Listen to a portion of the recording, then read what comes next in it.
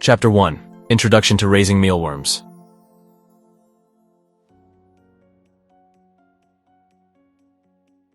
What makes mealworms unique is that they produce high-quality protein and fat without creating waste. Unlike other animals that require more complicated care due to their internal structures and skin, mealworms thrive in high density, making them a convenient option for farmers. But mealworms are not just convenient. They're also incredibly versatile. 100% of the animal can be used as input materials for food, drugs, cosmetics, and animal feed.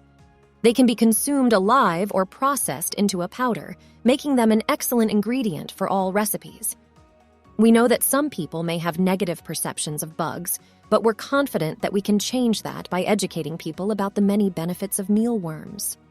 After all, even lobster, once considered the cockroach of the ocean, went from being food for people experiencing poverty to a delicacy thanks to clever rebranding and a better understanding of its benefits. In this chapter, we'll introduce you to the fascinating world of mealworms and show you how to raise them on a small scale at home.